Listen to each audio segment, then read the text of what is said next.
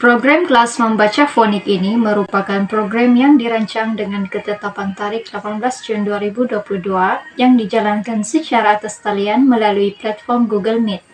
Sebanyak 27 orang peserta telah menyertai program ini. Bahan pengajaran yang telah digunakan ialah slide pengajaran cara membaca fonik. EJK bagi program kelas membaca fonik ini juga telah merekod dan mengambil gambar sepanjang program ini berlangsung.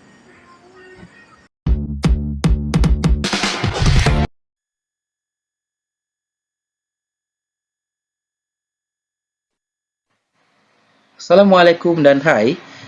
Sebelum kita bergerak lebih jauh menyelusuri video kita pada hari ini, eloklah kiranya saya menjelaskan serba sedikit mengenai kaedah membaca secara fonik, di mana kaedah ini merupakan satu kaedah yang boleh dikatakan masih baru lagi di dalam negara kita, di mana tidak semua mengamalkan kaedah membaca secara fonik, dan ada di antara guru yang masih lagi mengamalkan pengajaran seperti yang konvensional, di mana para murid diajar untuk membaca mengikut perkataan dan tidak mengikut bunyi perkataan tersebut.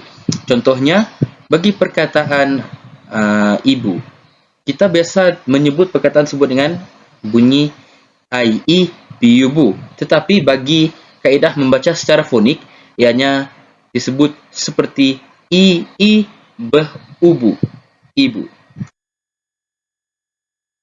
Baiklah, kaedah fonik amat sesuai digunakan dalam pengajaran membaca, di mana kaedah ini merupakan kaedah asas membaca yang menekankan hubungan antara huruf ataupun simbol dan juga bunyi. Cara pengajaran kaedah fonik ini ialah merupakan membunyikan huruf yang diperkenalkan terlebih dahulu dan seterusnya diikuti dengan membunyikan suku kata yang seterusnya dan seterusnya membunyikan perkataan. Contohnya bagi perkataan baju, ianya tidaklah dieja seperti bieba jeyuju seperti yang kita eja sebelum ini, tetapi kaedah ini dibunyikan seperti aba jehuju, baju. Terima kasih. Bagi menguasai kemahiran membaca secara fonik ini, para peserta ataupun para pelajar yang menyertai kelas membaca secara fonik ini haruslah diajar oleh para guru menyebutkan setiap bunyi-bunyi fonim tersebut secara tersusun, iaitu belajar menyebut vokal satu persatu dengan berirama seperti yang telah saya katakan sebentar tadi.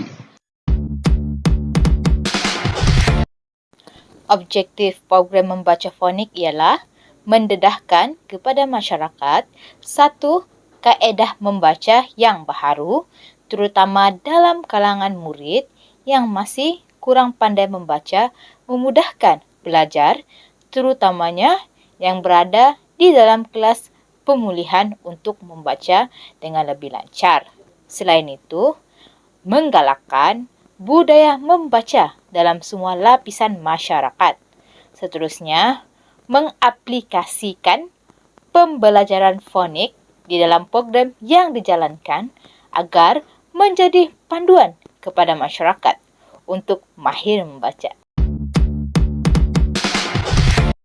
Salam sejahtera saya ucapkan. Nama saya Rowena Bina Anak Mawat, bernombor metrik di 20201093050. Di bahagian ini, saya akan menceritakan mengenai cadangan penambahbaikan terhadap program yang telah kami laksanakan.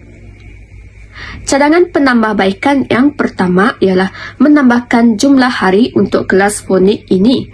Pada 18 Jun 2022, kami telah menjalankan kelas fonik dengan jumlah peserta yang mendaftar seramai 26 orang. Kelas ini berlangsung selama 1 jam, iaitu dari pukul 10 pagi sehingga pukul 11 pagi. Disebabkan masa yang terlalu singkat ini, kami tidak dapat mengajar keseluruhan isi kandungan buku tersebut. Oleh itu, kami mencadangkan supaya program ini dibuat selama 1 bulan untuk merangkumi seluruh pelajaran huruf fonik tersebut.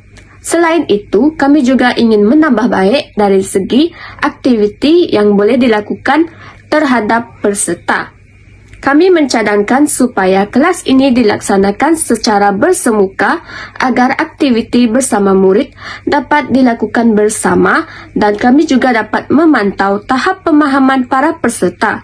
Kami juga turut mensasarkan semua golongan peringkat umur untuk kelas ini di masa akan datang.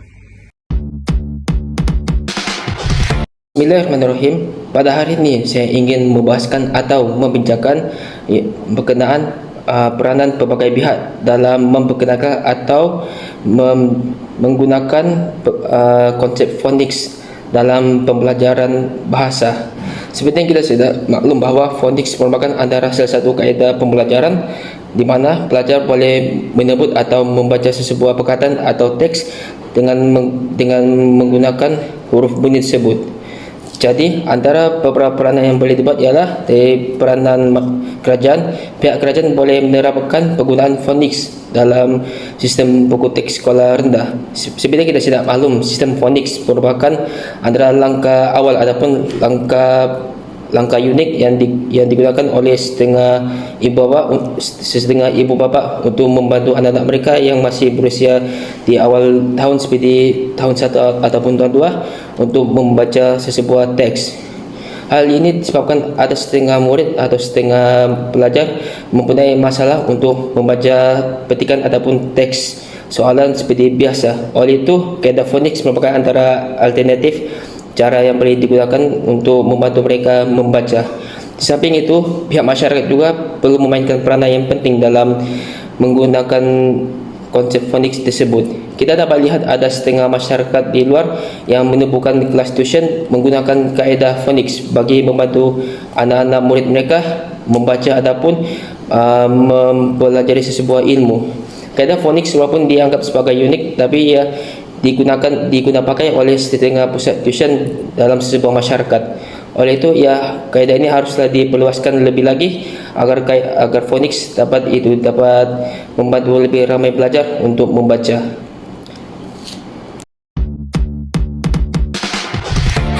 Salam sejahtera, saya Natasha Tishwari akan membentangkan kesimpulan.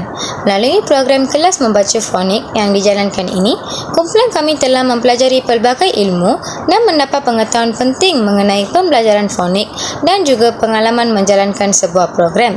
Kumpulan kami berasa sangat bertuah kerana mendapat peluang untuk menganjurkan program ini dan pada masa yang sama kami juga bersyukur atas kerjasama kumpulan kami yang berjaya menganjurkan program ini tanpa sebarang halangan dan rintangan. Secara keseluruhannya, program kelas membaca fonik yang dijalankan pada tarikh 18 Jun lalu telah berjalan secara lancar dan berjaya walaupun secara atas talian. Tujuan atau objektif program ini dijalankan adalah tercapai, iaitu mendedahkan masyarakat kepada satu kaedah membaca yang baharu, terutamanya dalam kalangan murid yang masih kurang mahir menguasai kemahiran membaca. Kami percaya bahawa program ini telah membantu meningkatkan kesedaran dalam komuniti masyarakat. Terima kasih.